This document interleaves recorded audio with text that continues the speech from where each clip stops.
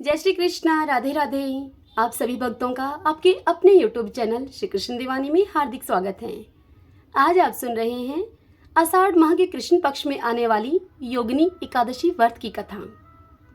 प्रतिवर्ष आषाढ़ माह के कृष्ण पक्ष की एकादशी तिथि पर योगिनी एकादशी का व्रत रखा जाता है। इस व्रत का खास उद्देश्य मोक्ष पाना तथा अपने पापों को दूर करना है। इस वर्ष यानी कि 2024 में 2 जुलाई दिन मंगलवार को योगिनी एकादशी का व्रत किया जा रहा है। इस दिन मिट्टी और काले तिल के उपटन से स्नान करना बेहद शुभ माना जाता है। हमारे धार्मिक शास्त्रों में एकादशी व्रत के दिन उपवास करने का बहुत अधिक महत्व बताया गया है। मान्यता के अनुसार एकादशी व्रत करने की इच्छा रखने वाले मनुष्य को दशमी से ही कुछ नियमों का ध्यान अवश्य ही रखना चाहिए तथा सावधानी पूर्वक यह व्रत करना चाहिए। यह एकादशी तीनों लोकों में प्रसिद्ध मानी जाती है तथा यह एकादशी मोक्ष को देने वाली है। इस दिन भगवान श्री लक्ष्मी नारायण का पूजन करने का विशेष महत्व है। यह व्रत कल्पतरु के समान माने जाने के कारण इसके प्रभाव से सभी कष्ट और श्राप दूर होते हैं। समस्त पापों से मुक्ति दिलाकर यह एकादशी अच्छे फल देती है। अतः समस्त पाप दूर होकर स्वर्ग और मोक्ष की प्राप्ति के लिए यह एकादशी का व्रत किया जाता है। भगवान कृष्ण ने इस एकादशी के संबंध में कहा है कि योगिनी एकादशी का व्रत 88,000 ब्राह्मणों को भोजन कराने के बराबर पुण्य फल देता है। तो आइए अब हम योगिनी एकादशी व्रत की कथा का श्रवण करें। सभी बोलिए विष्णु भगवान की जय। ओम नमो भगवते वासुदेवाय। युधिष्ठिर ने पूछा भगवान श्री कृष्ण से कि हे वासुदेव, आषाढ़ माह के कृष्ण पक्ष में जो एकादशी होती है उसका क्या नाम है? कृपया आप उस एकादशी का वर्णन कीजिए। यह सुनकर भगवान श्री कृष्ण बोले कि हे नृपश्रेष्ठ, आषाढ़ के कृष्ण पक्ष की एकादशी का नाम योगिनी है। यह योगिनी एकादशी बड़े बड़े पातकों का नाश करने वाली है। संसार सागर में डूबे हुए प्राणियों के लिए यह एकादशी स्नातन नौका के समान है। तीनों लोकों में यह सारभूत व्रत है। अलकापुरी में राजा धीराज कुबेर रहते हैं। वे सदा ही भगवान शिव की भक्ति में तत्पर रहने वाले हैं। उनके हेममाली नाम का एक यक्ष सेवक था जो कि पूजा के लिए फूल लाया करता था। हेममाली की पत्नी बड़ी ही सुंदरी थी। उसकी पत्नी का नाम था विशालाक्षी। वह यक्ष कामपाश में आबद्ध होकर सदा ही अपनी पत्नी में आसक्त रहा करता था। एक दिन की बात है, हेममाली मानसरोवर से फूल लाकर अपने घर में ही ठहर गया और पत्नी के प्रेम का रस स्वादन करने लगा। अतः वह कुबेर के भवन में उचित समय पर न जा सका। इधर कुबेर मंदिर में बैठकर शिव का पूजन कर रहे थे। उन्होंने दोपहर तक फूल आने की प्रतीक्षा की। जब पूजा का समय व्यतीत हो गया तो यक्षराज कुबेर ने कुपित होकर अपने सेवकों से पूछा कि हे यक्षों, दुरात्मा हेममाली क्यों नहीं आ रहा है? इस बात का तुम जाकर पता लगाओ। तब यक्षों ने कहा कुबेर से कि हे राजन, वह तो पत्नी की कामना में आसक्त होकर अपनी इच्छा के अनुसार अपने घर में ही रमण कर रहा है। उन यक्षों की इस बात को सुनकर कुबेर अब क्रोध में भर गए और तुरंत ही हेममाली को वहां बुलवाया। देर हुई जानकर उस हेममाली के नेत्र अब भय से व्याकुल हो रहे थे। वह आकर कुबेर के सामने खड़ा हो गया। उसे देखकर कुबेर की आंखें अब क्रोध से लाल हो गई और कुबेर हेममाली से बोले, ओ पापी, ओ दुष्ट, ओ दुराचारी, तूने भगवान की अवहेलना की है। अतः कोढ़ से युक्त और अपनी उस प्रियतमा से वियुक्त होकर इस स्थान से भ्रष्ट होकर तू अन्यत्र चला जा। कुबेर के ऐसा कहने पर वह उस स्थान से नीचे गिर गया। उस समय उसके हृदय में महान दुख हो रहा था। कोढ़ों से सारा शरीर उसका अब पीड़ित था, परंतु शिव पूजा के प्रभाव से उसकी स्मरण शक्ति लुप्त नहीं होती थी। पातक से दबा होने पर भी वह हेममाली अपने पूर्व कर्मों को याद रखता था। तदंतर इधर उधर घूमता हुआ वह हेममाली पर्वतों में श्रेष्ठ मेरुगिरी के शिखर पर गया और वहां उसे तपस्या के पुंज मुनिवर मार्कंडे जी का दर्शन प्राप्त हुआ। तब उस पाप कर्मा हेममाली ने उस यक्ष ने दूर से ही उन मुनि के चरणों में प्रणाम किया। मुनिवर मार्कंडे ने उसे भय से कांपते हुए देखकर परोपकार की इच्छा से उसे अपने निकट बुलाकर कहा कि तुझे कोढ़ के रोग ने कैसे दबा लिया। तू क्यों इतना अधिक निंदा नहीं जान पड़ता है। तब वह यक्ष हेममाली बोला कि हे मुने, मैं कुबेर का अनुचर हूँ। मेरा नाम हेममाली है। मैं प्रतिदिन मानसरोवर से फूल लेकर आकर शिव पूजा के समय कुबेर को दिया करता था। एक दिन पत्नी शहबाज के सुख में फंस जाने के कारण मुझे समय का कुछ ज्ञान ही नहीं रहा। अतः राजा धीराज कुबेर ने कुपित होकर मुझे श्राप दे दिया, जिससे कि मैं कोढ़ से आक्रांत होकर अपनी प्रियतमा से बिछुड़ गया। हे मुनि श्रेष्ठ, इस समय किसी शुभ कर्म के प्रभाव से मैं आपके निकट आ पहुंचा हूँ। संतों का चित्त स्वभाव से ही परोपकार में लगा रहता है। यह जानकर मुझ अपराधी को कर्तव्य का आप उपदेश कीजिए। यह सुनकर मार्कंडे जी ने कहा, हे माली से, कि तुमने यहाँ सच्ची बात कही है, मुझे असत्य भाषण नहीं किया है, इसलिए मैं तुम्हें कल्याणप्रद व्रत का उपदेश करता हूँ। तुम आषाढ़ के कृष्ण पक्ष में योगिनी एकादशी का व्रत करो और इस व्रत के पुण्य से तुम्हारी कोढ़ निश्चय ही दूर हो जाएगी। भगवान श्री कृष्ण युधिष्ठिर से कहते हैं कि उन ऋषि मार्कंडे के ये वचन सुनकर हेममाली दंड की भांति मुनि के चरणों में पड़ गया। तब मुनि ने उसे उठाया, इससे उसको बड़ा ही हर्ष हुआ। मार्कंडे मुनि के उपदेश के अनुसार उस हेममाली ने योगिनी एकादशी का व्रत किया, जिससे कि उसके शरीर की कोढ़ अब दूर हो गई। मुनि के कथन के अनुसार उस उत्तम व्रत का अनुष्ठान करने पर वह पूर्ण रूप से सुखी हो गया। हे नृपश्रेष्ठ युधिष्ठिर, वह योगिनी एकादशी का व्रत ऐसा ही बताया गया है। हे युधिष्ठिर, जो 88,000 ब्राह्मणों को भोजन कराता है, उसके समान ही फल उस मनुष्य को भी मिलता है जो कि योगिनी एकादशी का व्रत करता है।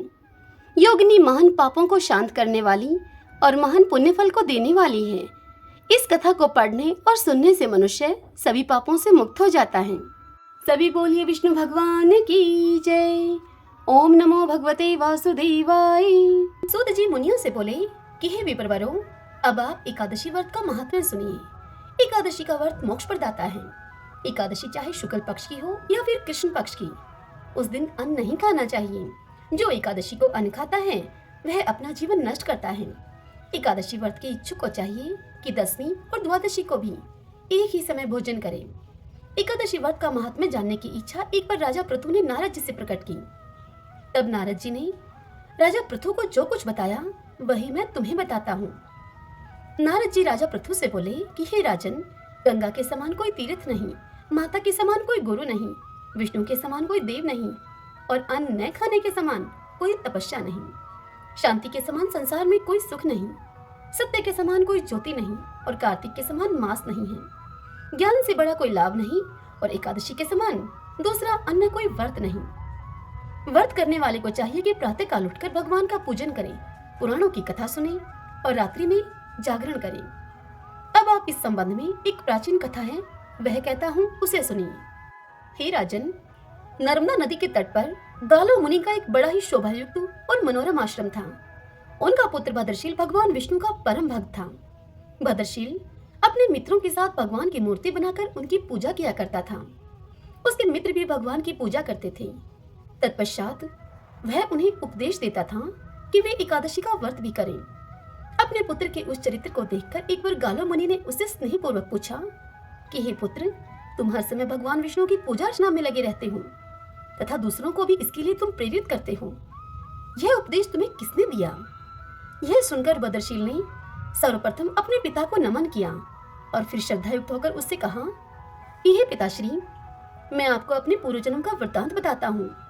मैं पूर्वजन्म में चंद्रवंश में धर्मकीर्ति नामक एक राजा था। मैंने दत्तात्रेय जी से शिक्षा ली थी। उस जन्म में मैंने 1000 वर्षों तक शासन किया, किंतु जीवन के उत्तरार्ध में दुर्भाग्यवश मैं बुरी संगत में पड़ गया। वेद मार्ग को छोड़कर मैं पाखंड के मार्ग पर चल पड़ा। जब मेरा आचरण बिगड़ा तो मेरी प्रजा का आचरण बिगड़ते भी देर न लगी। एक दिन की बात है, मैं शिकार खेलने के लिए वन में चला गया। उस दिन मैं भूखा प्यासा ही रहा। घूमते घूमते मैं नर्मदा नदी के तट पर आ पहुंचा। संयोगवश उस दिन एकादशी की तिथि थी। वहां अनेक वैष्णव भक्त भगवान का कीर्तन कर रहे थे।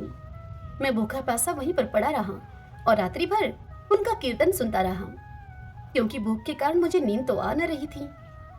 इधर प्रातः होने पर उनका कीर्तन समाप्त हुआ और उधर मेरे प्राण निकल गए। यमदूत मुझे लेकर अब चित्रगुप्त जी के पास जा पहुंचे।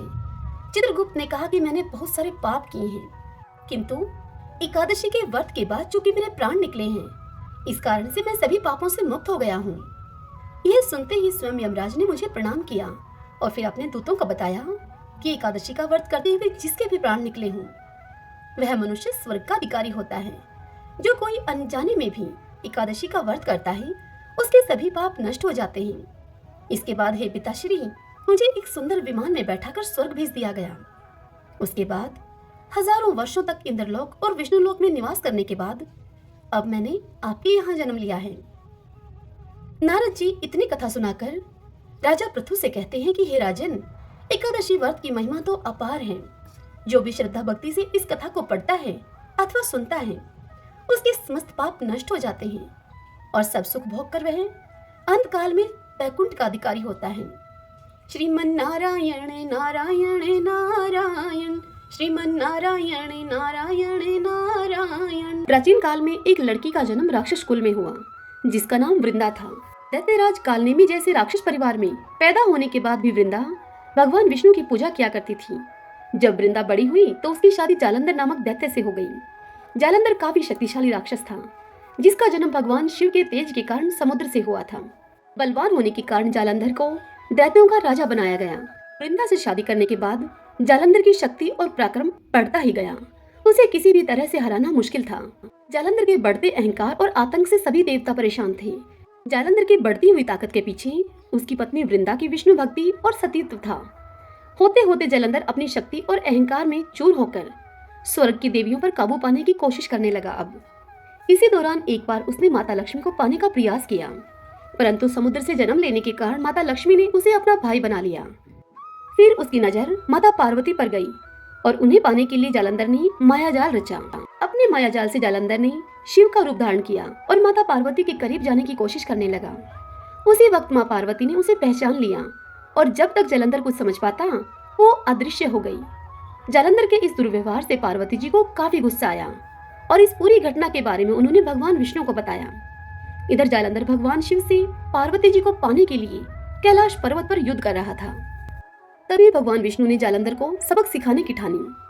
सभी को पता था कि जालंधर अपनी पत्नी के पूजा पाठ और सतीत्व की वजह से ही आज ये हुआ है। ऐसे में भगवान विष्णु ने जालंधर को हराने के लिए उसकी पत्नी का पतिव्रत धर्म भंग करने के लिए मायावी चाल चली। भगवान विष्णु एक साधु का रूप धारण करके वृंदा से वन में मिलने के लिए गए। उनके साथ दो मायावी राक्षस भी थे, जिन्हें देखते ही वृंदा डर गई। तभी भगवान विष्णु ने उन दोनों राक्षसों का वृंदा के सामने ही वध कर दिया। वृंदा यह देखकर समझ गई कि ये कोई आम व्यक्ति नहीं है। उसी पल वृंदा ने साधु से अपने पति के बारे में पूछा। साधु बने हुए भगवान विष्णु ने अपनी माया शक्ति से दो बंदर प्रकट किए। दोनों बंदरों के हाथों में जालंधर का सिर और धड़ था। यह देखते ही वृंदा बेहोश हो गई। कुछ समय के बाद होश में आने पर वो साधु से अपने पति को दोबारा जिंदा करने की प्रार्थना करने लगी। वृंदा की विनती सुनकर उसकी आंखों के सामने ही साधु ने अपनी माया से जालंधर के कटे हुए शरीर के हिस्सों को जोड़ दिया और स्वयं उस शरीर में समा गए। वृंदा को जरा सा भी अंदाजा नहीं था कि उसके साथ ऐसा छल किया गया है। जालंधर का रूप धारण किए हुए विष्णु जी को वृंदा अपना पति समझकर रहने लगी। वृंदा के ऐसा करने से उसका सतीत्व भंग हो गया, जिसके बाद जालंधर कैलाश पर्वत में युद्ध हार गया। जब वृंदा को यह सच पता चला तो उसने गुस्से में विष्णु भगवान को पत्थर बनने का श्राप दे दिया। इस घटना के बाद वृंदा स्वयं सती हो गई। जिस स्थान पर वह भस्म हुई वहां तुलसी का पौधा प्रकट हुआ। विष्णु भगवान वृंदा के पति भक्ति से प्रसन्न हुए और उन्होंने कहा कि हे वृंदा, तुम्हारी पति भक्ति देखने के बाद मुझे तुम प्रिय लगने लगी हो। अब सदैव तुम मेरे साथ तुलसी के रूप में रहोगी। तुम्हारे तुलसी रूप का जो भी व्यक्ति मेरे शालिग्राम के साथ विवाह कराएगा, उसे 1000 गुना यश और पुण्य प्राप्त होगा। जिस भी मनुष्य के घर में तुलसी का वास होगा, उस घर में कभी भी असमय यमदूत नहीं आएंगे। आगे भगवान ने कहा कि तुलसी के पौधे की पूजा करने वालों को गंगा और नर्मदा में स्नान करने के बराबर पुण्य प्राप्त होगा। संसार में चाहे कोई भी मनुष्य कितना भी दुष्ट क्यों न हो, कितने भी पाप क्यों न किए हों, मृत्यु के दौरान उसके मुख में तुलसी और गंगा जल अवश्य दिया जाएगा। इससे वह अपने पापों से मुक्त होकर वैकुंठ धाम को जाएगा। इसके अलावा जो व्यक्ति तुलसी और आंवले के पेड़ की छाया में पितरों का श्राद्ध करेगा, उसके पितरों को मोक्ष मिलेगा। अभी बोलिए गौ माता की जय। महाराज दिलीप और देवराज इंद्र में गहरी मित्रता थी। देवराज इंद्र के बुलाने पर एक बार राजा दिलीप स्वर्ग गए। देव असुर संग्राम में देवराज ने महाराज दिलीप से सहायता मांगी। राजा दिलीप ने सहायता करने के लिए हामी भर दी और देवासुर युद्ध हुआ। युद्ध समाप्त होने पर स्वर्ग से लौटते समय मार्ग में कामधेनु मिली। तब राजा दिलीप ने पृथ्वी पर आने की आतुरता के कारण कामधेनु को देखा नहीं। कामधेनु को उन्होंने प्रणाम नहीं किया, न ही उनकी प्रदक्षिणा की। इस अपमान से रुष्ट होकर कामधेनु गाय ने राजा दिलीप को यह श्राप दे दिया कि मेरी संतान नंदिनी गाय यदि तुझ पर कृपा न करे तो फिर पुत्रहीन ही रहेगा। राजा को इस विषय में कुछ भी नहीं पता था, जिसके कारण राजा के कोई पुत्र नहीं हुआ और वे पुत्र न होने के कारण से स्वयं तथा महारानी और प्रजा के सभी लोग चिंतित रहने लगे और बड़े ही दुखी रहा करते थे। पुत्र प्राप्ति की इच्छा से महाराज दिलीप रानी के साथ कुलगुरु महर्षि वशिष्ठ के आश्रम पर पहुंचे। महर्षि सब कुछ समझ गए। महर्षि ने राजा से कहा कि यह गौ माता के अपमान के पाप का फल है, सो भी गौ की पुत्री नंदिनी गाय हमारे आश्रम पर विराजती हैं। महर्षि ने राजा को यह आदेश दिया कि कुछ काल के लिए आश्रम पर रुककर मेरी कामधेनु नंदिनी गाय की तुम सेवा करो। यह सुनकर महाराज दिलीप ने गुरु की आज्ञा को स्वीकार कर लिया। महारानी सुदक्षिणा अब प्रातःकाल उस गौ माता की भली भांति पूजा करती थी। आरती उतारकर नंदिनी को पति के संरक्षण में वन में चरने के लिए विदा करती।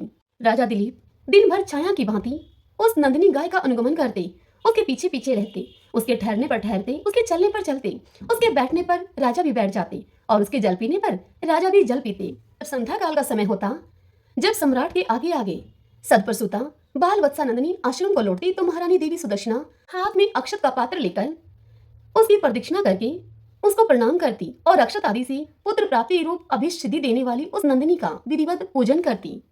अपने बछड़े को यथेच पयपान कराने के बाद दूह ली जाने वाली नंदिनी की रात्रि में दंपति पुनः परिचर्या करते।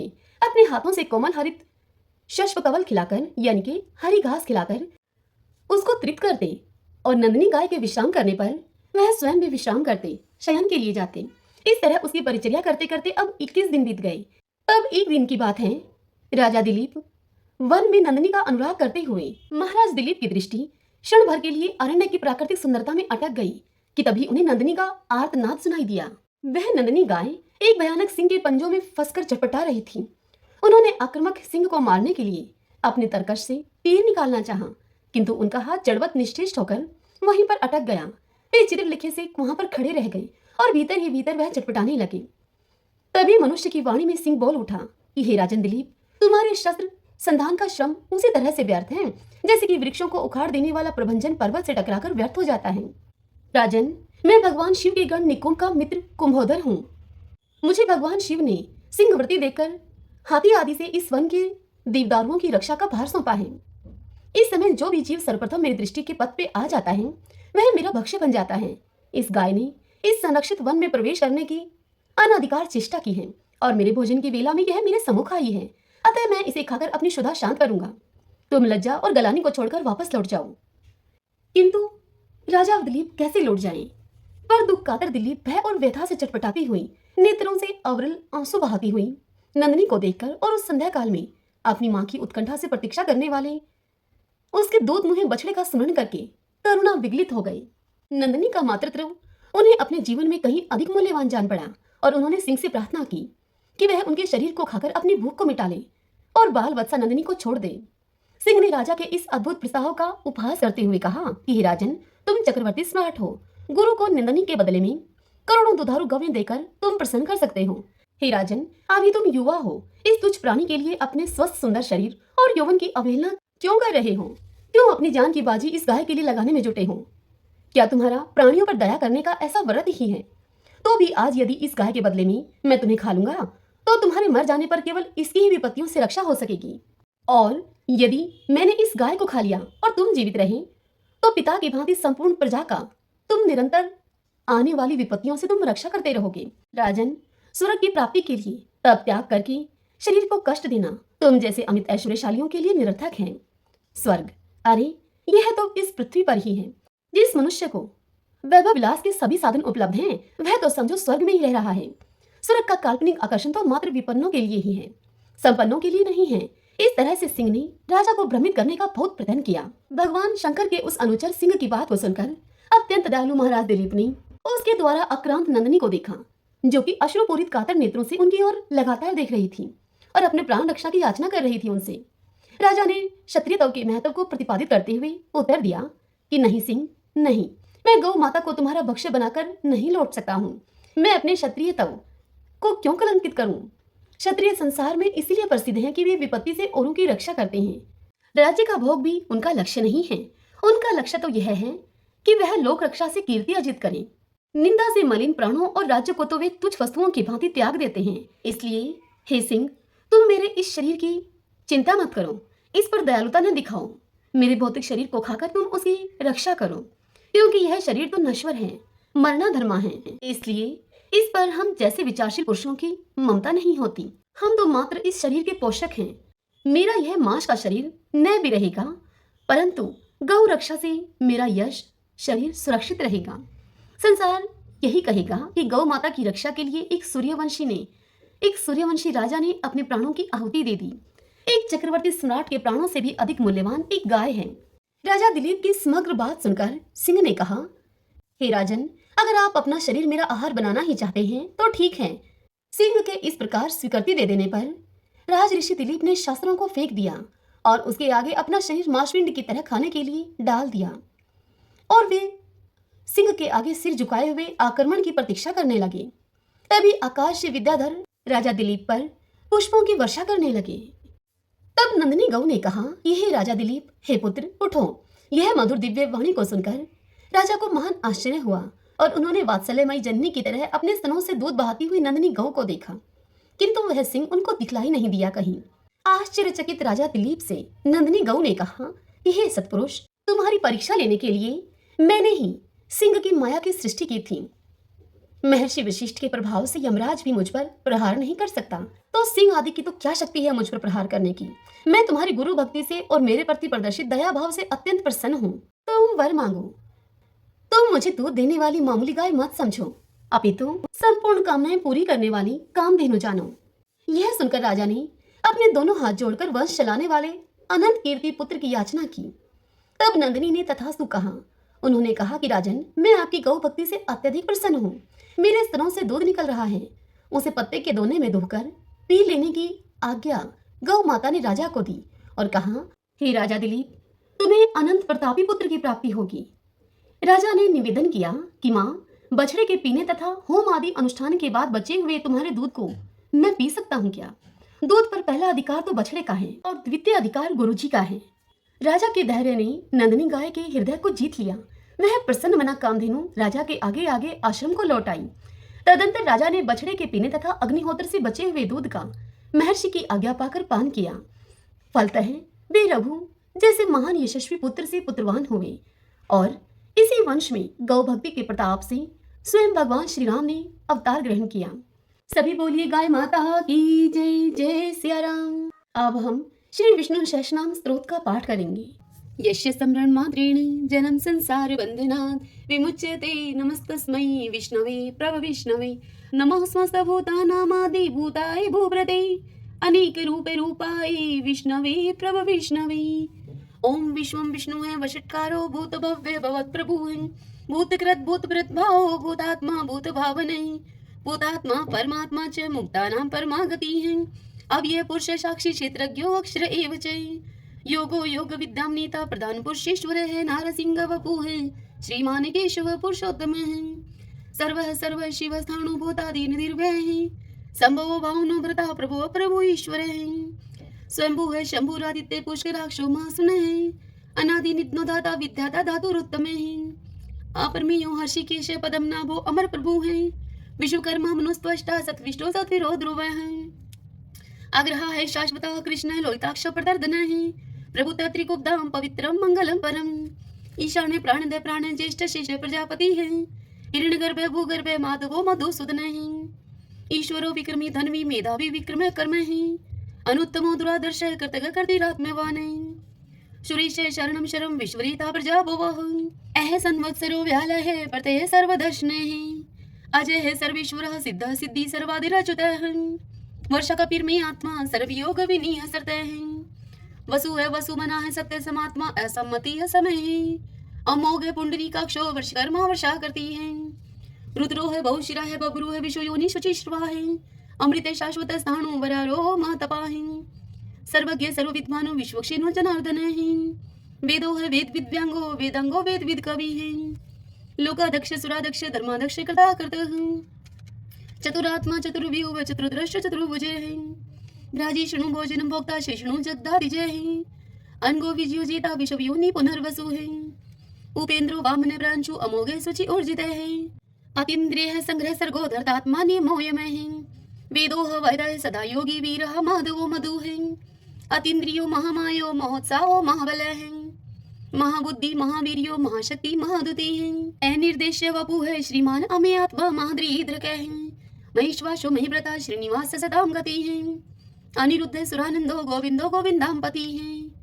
मरीचि है दमन हंसो शोपर्णो भुजगोतम है। हिरण्यनाभ सूतपा पदम नाभ प्रजापति है। अमृत्यु है सर्वद्रक है सिंह संदाता संधिमान स्त्र है। अजो है दुर्मुष्ण शास्ता विश्रुतात्मा सुरारिया है। गुरु है गुरुत्मो धामो सत्य सत्य पराक्रम है। निमिष है अनिमिष है सत्रग विवाचस्पति रुधारदी है। अग्रणी है ग्रामणी है श्रीमान न्याय नेता समीरण है। शस्त्र मूर्धा विश्वात्मा शस्त्राक्ष शस्त्रपात। आवर्तनो निर्वर्तात्मा संवर्त सन पर मर्दन है। यह संवर्तको वहनीय अनिलो धरणीधर है। सुप्रसाद प्रश्नात्मा विषवदरक विषवभुक विभु है। सत्कृता सत्कृत साधु जहनो नारायणो नर है। असंख्यो अपरमे आत्मा विशिष्ट शिष्टकर सूचि है। सिद्धार्थ सिद्धि संकल्प है सिद्धि दय सिद्धि साधन है। वर्षाई वर्ष वो विष्णु वर्ष पर वर्षोदर है। वर्धनो वर्धमान है विविक्त श्रुति सागर है। सुभजो दुर्धरो वाग्मी महेंद्रो वसुधो वसु है। नीक रूप वृद्ध रूप है सिप विष्टि प्रकाश ने है। ओजस्ते जो दूती दर प्रकाशात्मा प्रताप ने है। रिद्ध स्पष्ट अक्षरो मंत्र चंद्राशु भास्कर धोती है। अमृतम शुद्ध भानु शशबिंदु सुरेश्वर है। औषधम जगत सेतु सत्य धर्म पराक्रम है। भूत भव्य भवनाथ है पवन पावनो अनल है। काम काम कृत कांत है काम है काम प्रदय प्रभु है। युगाधिकृत युगावर्तो नेकमायो महाशने है। अदृश्य अव्यक्त रूप शस्त्रजित अनंत जित है। इष्टो अवशिष्ट शिष्टेष्ट शिखंडी नवशो वर्ष है। क्रोध क्रोध कृत करता विश्वबाहु महीधर है। अच्युत प्रतित प्राण है प्राण दो वासवानुज है। अपाम निदिर्दिष्टा नंबर मत प्रतिष्ठित है। स्कंद स्कंदरो दुर्यो वर्दो वायु वाहन है। वासुदेव व्रत भानु आदि देव पुरंदर है। अशोक सारण सार शूर शूरी जनेश्वर है। अनुकूल शतावर्त है पद्मी पदम निवेक्षण है। पद्मनाभो अरविंदाक्ष पदम गर्भ है शरीर भृत है। महदीरिदो वरदात्मा मोक्षो गरुड़ो दुजय है। अतुल शर्वो भीमः सम्यगो हरि हरि है। सर्वलक्षण लक्षणयो लक्ष्मीवान समिंत जय है। वीक्षरो रोहितो मार्गो हेतु दामोदर सह। महीधरे महाभागो वेगवान मिताशने है। उद्भव शोभनो देव श्रीगर्भ परमेश्वर है। कर्णम कारणम कर्ता विकर्ता गहनो गोवे है। व्यवसायो व्यवस्थान संस्थान स्थान दो ध्रुव। प्रार्थी परम स्पष्ट चतुष्ट पुष्ट शुभेक्षण है। रामो विरामो वीर जो मार्गो ने उन्यो अन्य है। वीर शक्ति मतम श्रेष्ठो धर्मो धर्म विदुत्तम है। वैकुंठ पुरुष प्राण प्राणदय प्रणवय प्रथु है। हिरण्यगर्भ शत्रुघ्नो व्याप्तो वायुर्दोक्ष है। ऋतु है सुदर्शन काल परमेष्टि परिग्रह है। उग्र संवत्सरो दक्षो विश्रमो विश्व दक्षिण है। विस्तार स्थावस्थाणु परमाणम बीजम व्ययम। अर्थो अनर्थो महाकोशो महाभोगो महाधन है। ए निर्विणय सत्विष्ट है अभू है धर्म यूपो महामख है। नक्षत्र नेमि नक्षत्री शमय शामय शमी हन है। यज्ञ इज महीजे चे कर्तुस्तरम स्थाम गति है। सर्वदर्शी विमुक्तात्मा सर्वज्ञो ज्ञानम उत्तमम। सुवर्त सुमुख सूक्ष्म सुघोष सुखदय सुहृदय है। मनोहरो जीत क्रोधो वीरबाहु विधारण है। स्वप्न सर्वशो व्यापी नेकात्मा नेक क्रम करत। वत्सरो वत्सलो वत्सी दरतन गर्भ धनेश्वर है। धर्म गोप धर्म कृत धर्मी शत अशत शर्म अक्षरम। ए विज्ञाता शस्त्रांशु विधाता कृत लक्षण है। गपस्ती नेमि सत्वस्त सिंहो भूत महेश्वर है। आदि देवो महादेव देवशो देव भ्रत गुरु है। उत्तर गोपतिर गोप्ता ज्ञान गम्य पुरातन है। शरीर भूत भ्रत भोक्ता कपिंद्रो पुरी दक्षिण है। सोमपो अमृतप है सोम है पुरुषित पुरुषोत्तम है। विनियुजे सत्य संदो दशर सत्वतांपति है। जीवो अविनिता साक्षी मुकुंदो अमित विक्रम है। अंबो निदिर्णंतात्मा मोदधिशयो अनंत के है। अजय है माहर है स्वभाव जीता मित्र प्रमोदन है। आनंदो नंदनो नंद सत्य धर्मा त्रिविक्रम है। महर्षि कपिलाचार्य कर्तव्य मेदनी पति है। त्रिपद त्रिदशा अध्यक्षो महाश्रंक दांत करते हैं। महावराहो गोविंद सुषेण कनकांगदी गुह गभीरोगेनो गुप्त चक्र गदाधरे वेदाः स्वांगो अजिते कृष्णो दृढ़ संकर्षणे अच्युते वर्णो वारुणो वृक्ष पुष्कराक्षो महामनाः भगवाने भगानंदी वनमाली हलायुधे आदित्यो ज्योतिरादित्य शैषणो गति समः शुधन्वा खंड परशु है दारुणो द्रविण प्रदे द्विस्वर्ग सरदृग व्यासो वाचस्पतिर्यो निजे त्रिशामा श्याम गय श्याम निर्वाणम बीजम मिष्के संन्यास कृत्सम शांते निष्ठा शांति प्रायणम शुभांगम शांति दस दृष्टा कुमुदय कुवलेशयः गोहति गोपति गोप्ता वृषभाक्षो वृषप्रिय एनिवर्ति निर्वर्तात्मा संक्षिप्ता श्रीमकार शिव श्रीवत्स्वक्षा श्रीवाशे श्रीपति है श्रीमतांबर श्रीरह श्रीश श्रीनिवास श्रीनिधि श्री विभावने श्रीद्रह श्रीकृह श्रेय श्रीमान लोकत्रयाश्रय स्वक्षैश्वंगशानंदो नंदिर ज्योतिर्गणेश्वर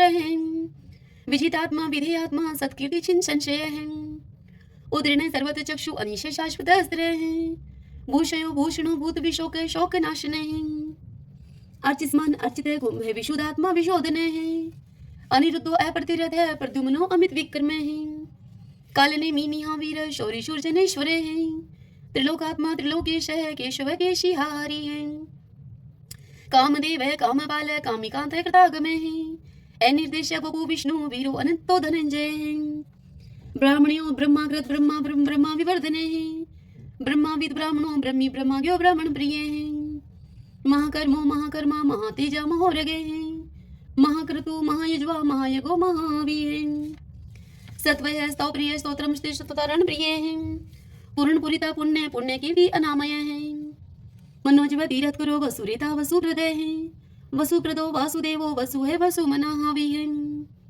सद्गति है सत्कृति है सत्ता सद्बुद्धि सत्य प्रायणे सूरसेनो यदुश्रेष्ठ सन्निवास है स्वयामुने भूतावासो वासुदेव सर्वासु निलयो अनिलय दृपः दृप्तो दृप्तो दुर्दुरो अपराजित विश्वमूर्ति महामूर्ति दितमूर्ति अमूर्ति माने अनेक मूर्ति अव्यक्त है शतमूर्ति शतानने एकोनेक स्वः किमित तत्पद अनुत्तमम् लोकबंधु लोकनाथो माधवो भक्तवत्सल स्वर्णवर्णो हिमांगो व्रांग चंदनांगदी वीरः विश्व शून्यो गर्ताशी अचल चल एमानी मान दो मानो लोक स्वामी त्रिलोकद्रक सुमेधा मेध जोधन्य सत्य मेधा धराधर तेजो वृषो दुतिधर सर्वशस्त्र प्रतांबर प्रग्रो निग्रो व्यग्रो नेक श्रृंगो गधा गर्जय चतुर्मूर्ति चतुर्बाहु चतुर्व्यूह चतुर्गति चतुर आत्मा चतुर्भाव चतुर्वेद विद एकपात समावर्तो अनिर्वर्तात्मा दुर्जो दुर्ति कर्म दुर्लभो दुर्गमो दुर्गो दुरावासो दुरारिया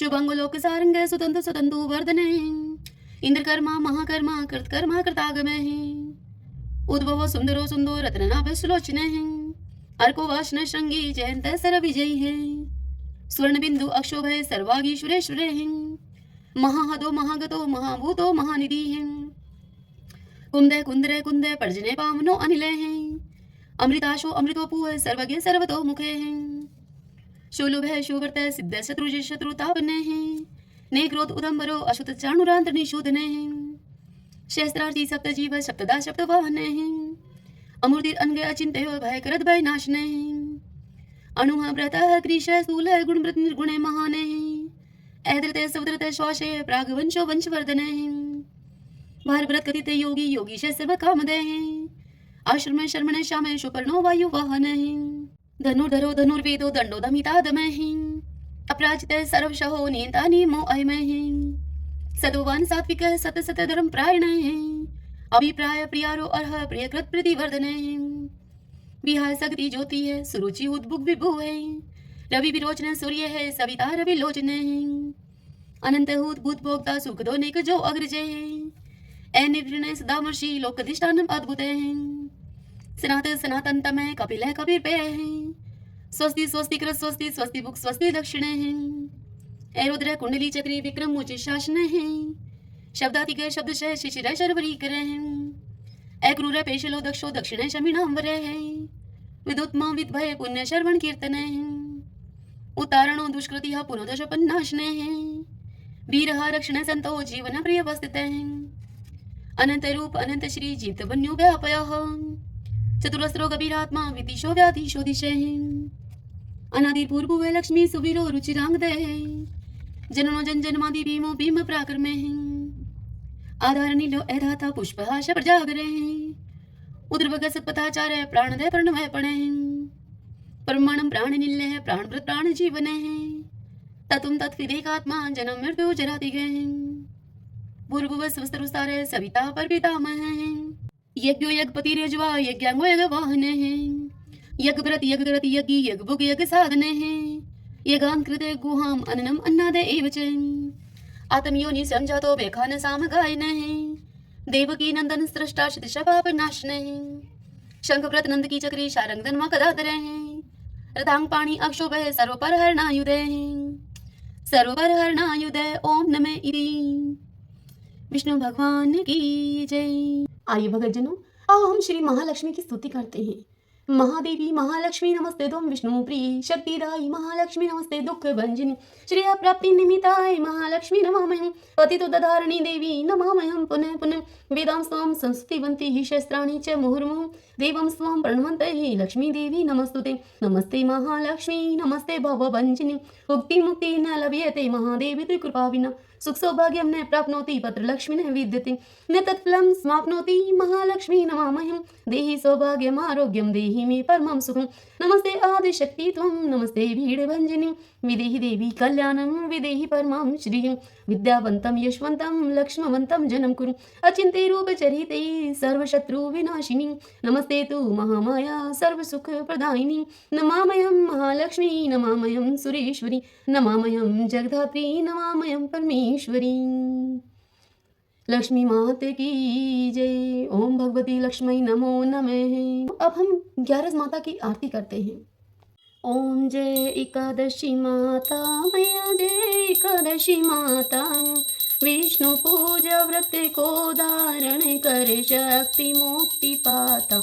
ओम जय एकादशी माता तेरे नाम गिनाऊं देवी भक्ति प्रदान करनी घन गौरव की दीनी माता शास्त्रों में भरनी।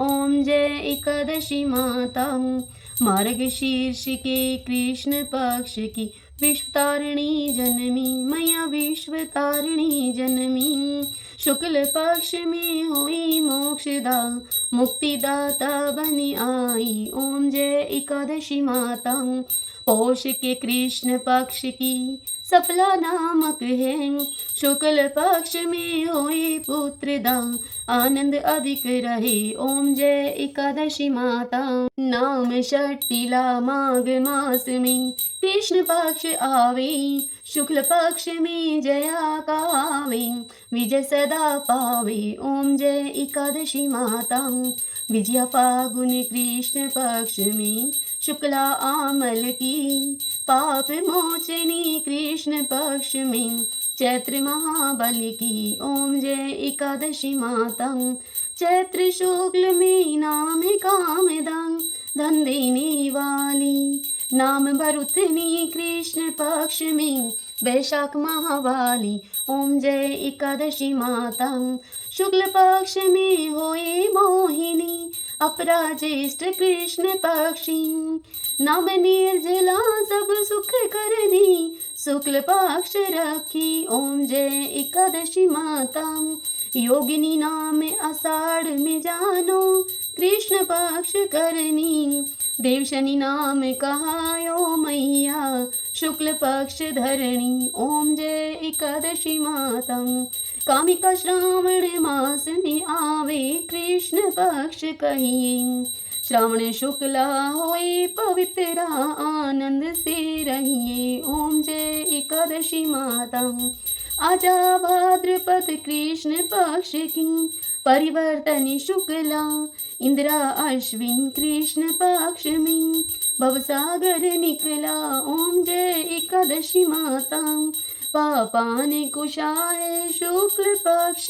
में आप हरनिहारी रमा मास कार्तिक में आवे सुखदायक भारी। ओम जय एकादशी माता देव उठनी शुक्ल पक्ष की दुख नाशक मैया पावन मास में करूं मैं विनती पार करो नैया। ओम जय एकादशी माता परमा कृष्ण पक्ष में होती जन मंगल करनी, शुक्ल मास में होए पद्मनी दुख दारिद्र्य हरणी। ओम जय एकादशी माता, जो कोई आरती एकादशी की भक्ति सहित गावे, जन गुरु दीता स्वर्ग का वासा निश्चय वह पावे। ओम जय एकादशी माता, ओम जय एकादशी माता, ओम जय एकादशी माता। सभी बोलिए एकादशी माता की जय। श्री लक्ष्मी नारायण भगवान की जय। क्यारस माता की जय।